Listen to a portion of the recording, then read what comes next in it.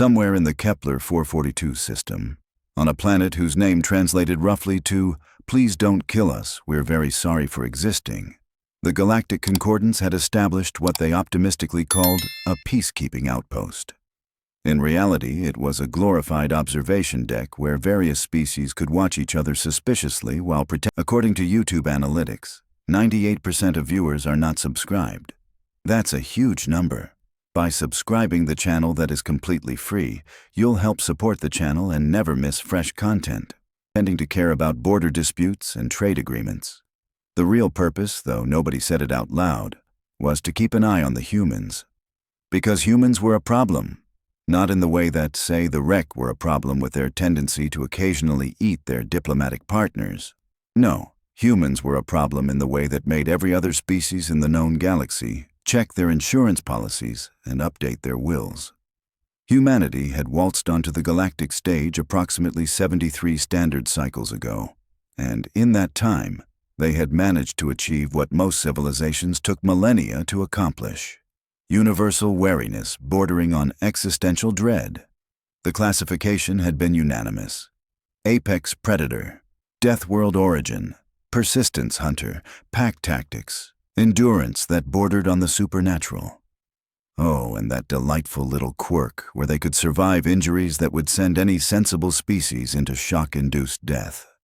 The concordance files on humans read less like a species profile and more like a horror anthology, which made the current patrol rotation all the more uncomfortable for the 3 Quilksari scientists and 2 Helkoth security officers who found themselves assigned to Outpost 773 alongside 1 human operative. She walked point, as humans tended to do, with that unnerving gait that looked deceptively casual but could shift into a sprint at a moment's notice. Her armor was standard concordance issue, though she'd modified it in ways that made the Quilksari's head fronds twitch with anxiety. Extra ammunition pouches, a blade that was frankly unnecessary given the plasma weapons everyone carried, and most disturbing of all, a pack that seemed to contain supplies for scenarios that shouldn't require supplies because everyone should definitely be dead. The Helkoth, crystalline beings who communicated through light pulses, flickered nervously as they moved through the ravine. This sector had been flagged for geological survey after seismic activity suggested valuable mineral deposits. Routine work. Boring work. The kind of work that shouldn't require an armed escort, except that this particular planet had a nasty habit of spawning predators in every ecological niche imaginable. Death worlds, the humans called their planets. Worlds where evolution had gone absolutely feral and decided that everything should be capable of killing everything else. Humanity had evolved on one, thrived on it, and then had the audacity to look at other death worlds and call them challenging rather than uninhabitable hellscapes. The ravine walls rose on either side, ancient, stone carved by water that had stopped flowing sometime before the Quilksari had invented fire. The human's head moved in constant micro-adjustments, eyes scanning terrain that the helmet sensors should have been monitoring. Except human eyes, terrifyingly, often caught what sensors missed. Those forward-facing eyes, predator eyes, designed to track prey across distances that made mathematical sense only if you were planning to chase something until it died of exhaustion. One of the Quilksari, a xenobiologist whose name translated roughly to cautious optimism in the face of unlikely survival, chittered softly into the calm. Geological markers indicate we're approaching the survey coordinates. Recommend establishing perimeter before beginning core sampling. The human didn't respond verbally. She just stopped, one hand rising in a gesture that needed no translation. Silence, stillness, danger. The Helkoth dimmed immediately, their natural response to threat. The Quilksari froze, which was their natural response to everything, and the human tilted her head in that particular way that suggested she was listening to something that the rest of them, with their perfectly functional auditory organs and advanced sensor equipment, couldn't detect. Then came the sound. Small, pitiful, completely out of place in a geological survey zone on a planet that specialized in things that wanted to tear you into constituent molecules. Crying, not the crying of wounded adults or the distress calls of prey animals. This was the unmistakable sound of something young, something small, something that had been abandoned or lost and was now doing what all young creatures did when separated from their parents, announcing their location to everything within auditory range and hoping that what found them would be friendly rather than hungry. The human moved before anyone could suggest the sensible course of action, which would have been to mark the location and let a specialized rescue team handle it. She moved with that terrible speed that humans could produce, not the fastest sprint, but that purposeful stride that said she could maintain this pace for however long it took. The Helkoth pulsed urgent warnings. The Quilxari activated their emergency transponders, certain they were about to witness a diplomatic incident involving human remains. The ravine opened into a small clearing where the morning sun of Kepler 442's star created patches of warmth among the shadows.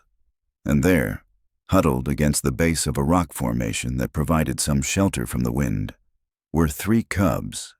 They were Vraxi, unmistakably, covered in the silver-blue fur that characterized their species, though these were still in their juvenile coat, fluffy and providing about as much actual protection as a pleasant thought. Their ear tufts hadn't fully developed yet, giving them an unfinished look, like evolution had gotten distracted halfway through. 6 eyes per cub, which would eventually develop into the multi-directional vision that made adult Vraxi such successful ambush predators, blinked in the light. The Quilxari caught up, breathing hard despite their environmental suits doing most of the work. Those are Vraxi young. The settlement we passed 17 kilometers back, there was mention of recent evacuations due to tectonic instability. They must have been left behind in the chaos. The human approached the cubs with exactly the kind of reckless disregard for self-preservation that made every other species nervous. Vraxi were predators, small predators at this age, granted, but predators with claws and teeth and instincts that said, bite first, assess threat level never. The adult Vraxi could take down prey twice their size using pack tactics and a willingness to accept casualties that bordered on the psychotic. These cubs, however, were cold, hungry, and operating on the very simple logic that anything larger than them was either food or parent. And since the human clearly wasn't food, based on the armor and the general aura of, please don't make me demonstrate why I'm classified as an apex predator, the cubs made a decision. They climbed. The first one managed to scramble up the human's leg with the kind of determination that suggested it had never encountered the concept of personal boundaries. The second followed, utilizing the first cub as a stepladder with absolutely no regard for sibling cooperation. The third, smallest and probably the smartest, waited until the human crouched down and then simply walked onto her back as she adjusted her pack. By the time the human stood, she had 3 Vraxi cubs clinging to her equipment with tiny claws that were definitely puncturing the fabric. They made small chirping sounds, the kind that meant warm, safe, acceptable parent substitute in the universal language of young creatures who had no survival skills beyond find adult, attach to adult, become adult's problem. The Helkoth's light pulses came so fast they nearly looked like a solid glow. In the translated text on everyone's HUD, the words protocol violation and extreme risk featured prominently. The Quilxari were already calculating the paperwork involved in explaining to the Vraxi government that a human had made off with their children. The human turned back toward the outpost without a word. The cubs settled into her pack, their small bodies already warming in the thermal signature that humans radiated like personal furnaces. One of them had discovered a ration pouch hanging from the human's belt and was attempting to gnaw through the supposedly indestructible material with teeth that would, in a few years, be capable of shearing through light armor plating. "We should contact the settlement," cautious optimism suggested, voice pitched high with stress. "Inform them we've located their missing young. Arrange for proper retrieval protocols." The human finally spoke, her voice carrying that particular flat tone that humans used when they were being patient with people who were stating the obvious. 17 kilometers, rough terrain. These 3 won't last until a proper retrieval team mobilizes, gets clearance, and makes it here. They're cold, probably haven't eaten since yesterday. We're moving. And that was that. No discussion, no debate. The human had made a decision based on the simple calculation that 3 small creatures needed help, and she was capable of providing it. Therefore, the logical course of action was obvious. The fact that she was carrying members of a species classified as aggressive predators, that diplomatic incidents had been started over less, that the cubs' parents might interpret this as kidnapping rather than rescue, none of that entered into the equation. The march back began with the human setting a pace that was somehow both faster than comfortable and still sustainable.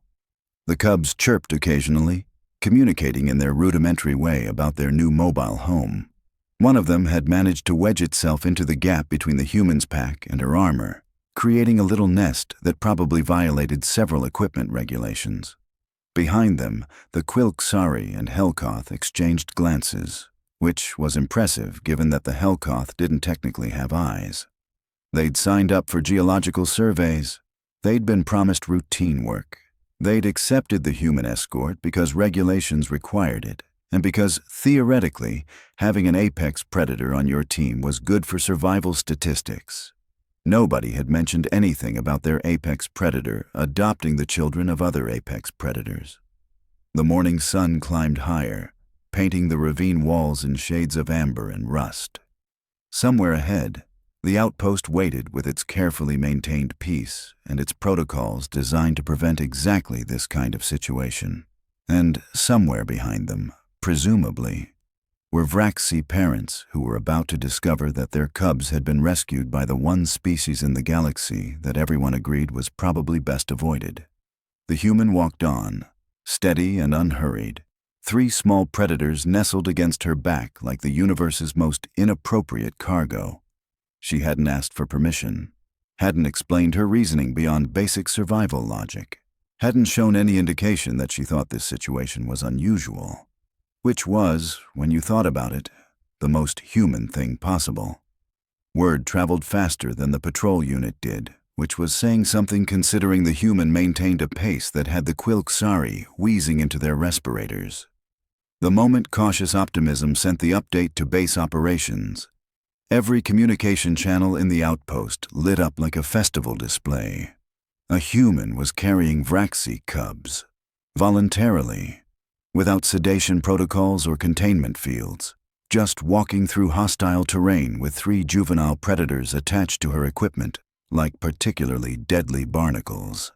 The operations coordinator, a Threlic who had survived 4 assassination attempts and a treaty negotiation with the Korthani war clans, stared at the incoming video feed and wondered if early retirement was really such a cowardly option. On screen, the human moved through a narrow pass, her posture unchanged despite the additional weight. One of the cubs had fallen asleep, its small head tucked against her shoulder blade. Another was chewing on what appeared to be a helmet strap. The third watched the surrounding terrain with 6 unblinking eyes, already learning threat assessment from its chosen transport. Back in the patrol formation, the Helkoth named Fragment of Distant Light pulsed a question that had been bothering it for the past 3 kilometers. Query: human behavioral patterns indicate extreme territorial aggression toward young. Why transport competitors' offspring? The human didn't break stride. They're kids. Cold kids, lost kids. What else was I supposed to do? This answer satisfied exactly nobody. What else was she supposed to do? The list of alternative actions was extensive and had been compiled over centuries by species who understood that predator young grew into predator adults, and that mixing species at vulnerable developmental stages was how you ended up with interstellar incidents. But humans had this defect in their threat assessment programming. They'd been documented doing this on their own world, adopting creatures that could and occasionally did kill them. There were records of humans raising apex predators from other continents, nursing injured competitors back to health, even forming what they called bonds. with species that had literally evolved to hunt human ancestors. The scientific term was persistence bonding. The colloquial term, whispered in xenobiology departments across the galaxy, was that insane human thing where they adopt anything with eyes. The cubs, blissfully unaware they were at the center of a brewing diplomatic situation, continued their occupation of human territory. The smallest one had discovered a tactical pouch and was attempting to nest inside it, pushing out energy bars and medical supplies with single-minded determination. The human reached back without looking, her hand finding the cub's head with practiced ease and gently redirected it away from essential equipment. The gesture was automatic, casual, the kind of movement that spoke of muscle memory and instinct rather than conscious thought. And that was what made it terrifying. She wasn't consciously deciding to care for these creatures. She was just doing it, the way humans breathed or hunted or survived things that should have killed them. 15 years ago, humanity had made first contact with the Vrexian collective during a border dispute that had turned kinetic. The engagement lasted 4 minutes before the Vrexians withdrew, which was 3 minutes longer than most species lasted against human military doctrine. The after-action reports mentioned human squad tactics, their disturbing ability to coordinate without communication, and their absolute refusal to leave wounded behind even when tactically disadvantageous. They called it loyalty. They called it honor. They called it no one gets left behind, like it was the simplest concept in the universe. Every other species called it a statistical anomaly that defied survival logic and adjusted their threat assessments accordingly. Now that same insane loyalty was being applied to 3 cubs who would grow up to be ambush predators with pack-hunting instincts and territorial aggression that made most species nervous. The cubs that were currently purring against her back, making sounds that indicated contentment and safety and trust that they would be protected. The outpost appeared on the horizon, a collection of prefabricated structures that represented the Concordance's optimistic belief in peaceful coexistence. Its sensors had already flagged the returning patrol. Its protocols were already being violated by the simple fact that unauthorized biological entities were entering the perimeter without quarantine procedures. The human walked toward it without hesitation, carrying her impossible cargo, completely unbothered by the chaos she was about to cause. The outpost's medical bay had been designed for exactly this kind of emergency, though the architects had imagined scenarios involving contamination or injury, rather than impromptu adoption. The human stood in the center of the quarantine field, while 3 Vraxi cubs explored their new environment with the kind of enthusiasm that suggested they'd completely forgotten about being abandoned and cold. Commander Thelkis, a Yarvan whose species prided itself on rational decision-making and emotional stability, felt neither rational nor stable as he watched one of the cubs attempt to climb the medical equipment. "Explain to me again why you didn't simply mark the location and proceed with the survey." The human checked her equipment, cataloging which pouches had been ransacked by curious cubs. They wouldn't have survived the weight. Environmental factors, potential predation, declining core temperature. The math was simple. Simple, as if calculus involving interspecies politics, predator behavioral dynamics, and diplomatic protocol could be reduced to ambient temperature and survival probability. But that was humans for you. They looked at complex situations and somehow extracted the one variable they cared about. Usually something inconvenient like preventing death or doing the right thing. The xenobiology team arrived with scanners and expressions that ranged from fascination to barely concealed horror. Dr. Kelvin, one of the few other humans stationed at the outpost, pushed through the crowd with the kind of authority that came from being the person everyone blamed when human weirdness needed explaining. Vraxi juveniles, approximately 4 months developmental age. They're healthy, surprisingly calm, and bonding markers indicate they've imprinted on their transport. He gestured at the human, who was currently preventing one cub from electrocuting itself on a power conduit. "Congratulations, you're a parent." The human's expression didn't change. "Temporary guardian. Their actual parents are probably looking for them." About that. Thelkis pulled up a communication log that made his head tendrils droop with exhaustion. The Vraxi settlement evacuated 3 days ago due to seismic instability. Population relocated to the northern continent. These 3 were registered as casualties, presumed lost in the chaos. Their parents think they're dead.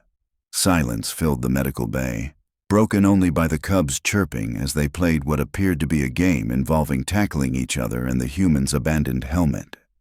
The smallest one had claimed the helmet as territory and was defending it with tiny growls that would have been adorable if everyone present didn't know what those jaws would be capable of in a few years.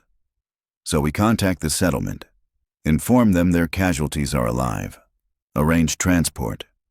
The human stated this like it was obvious, like bureaucracy and logistics would simply align because it was the correct course of action.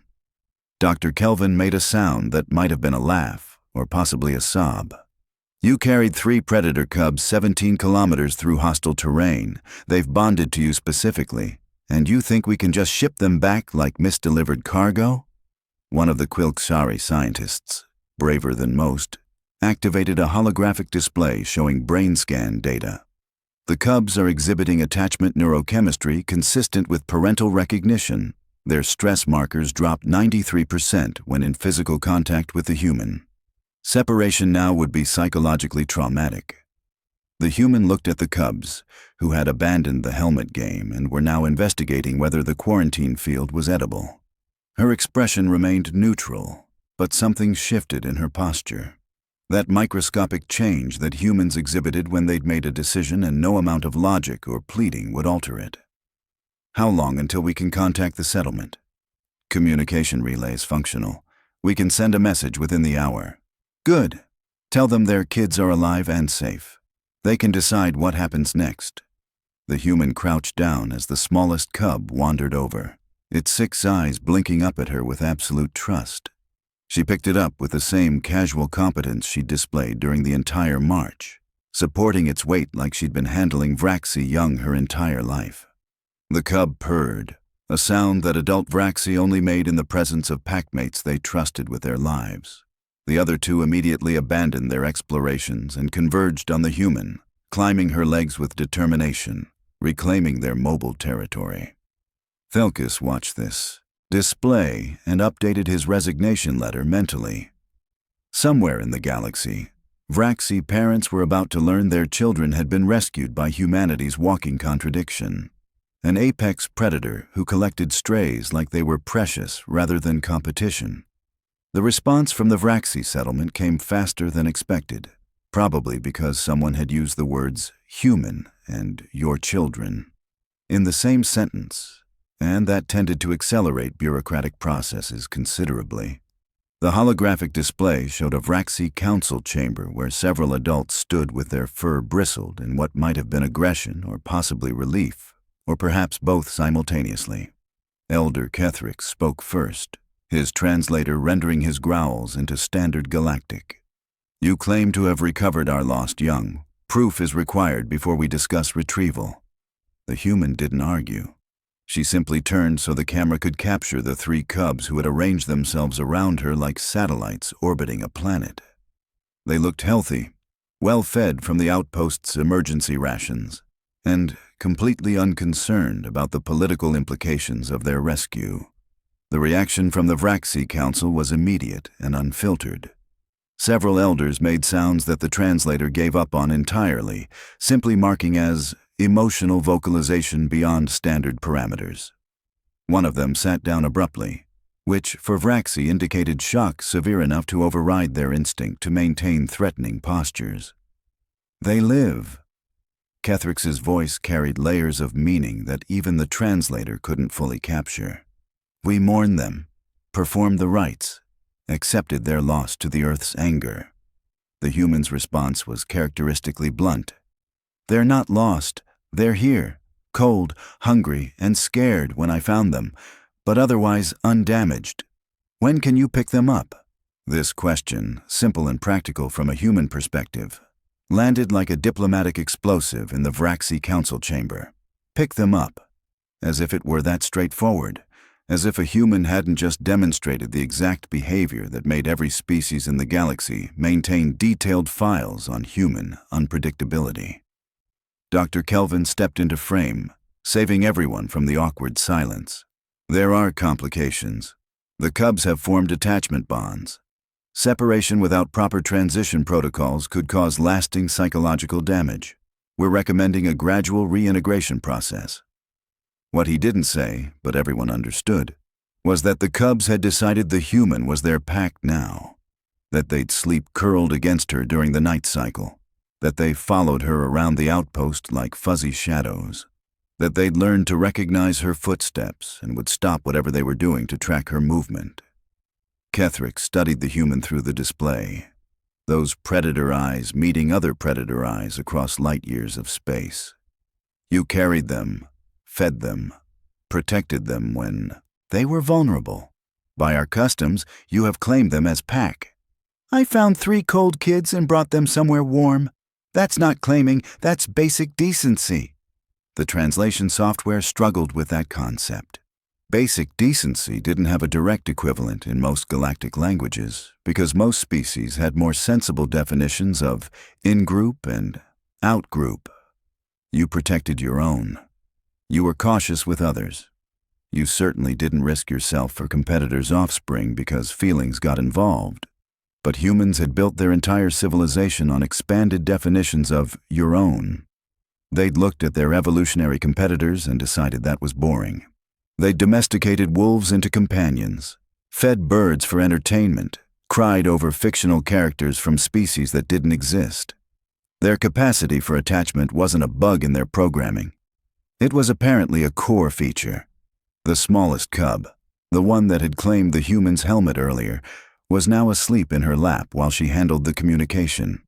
One hand rested on its back automatically, that same unconscious gesture she'd used during the march.